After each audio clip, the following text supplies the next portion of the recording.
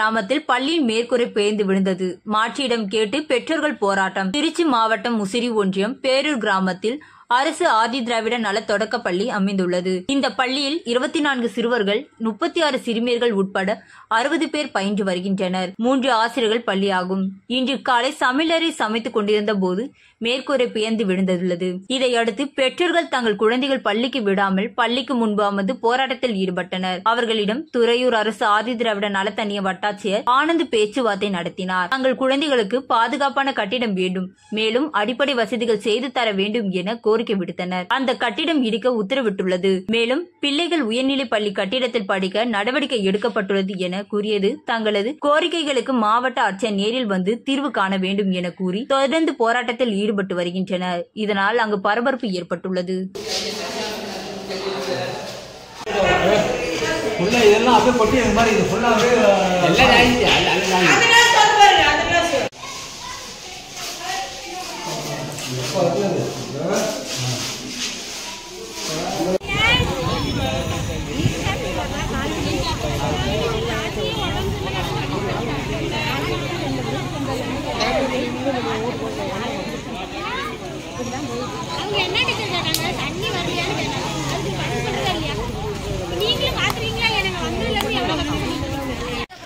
ஒரு பாத்ரூம் பிள்ளைங்களுக்கு ஒரு டாய்லெட் வசதி கிடையாது.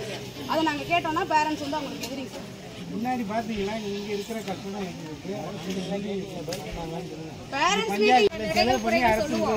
அடுத்த டைம் நாங்க போய் எங்க பிள்ளைங்களை பார்க்கலாம் போலாம் அப்படின்னு வந்தோம்னா அந்த டீச்சர் வந்து எங்களுக்கு ரெஸ்பான்ஸ் பண்ண மாட்டாங்க, எங்ககிட்ட பேச மாட்டாங்க சரியா.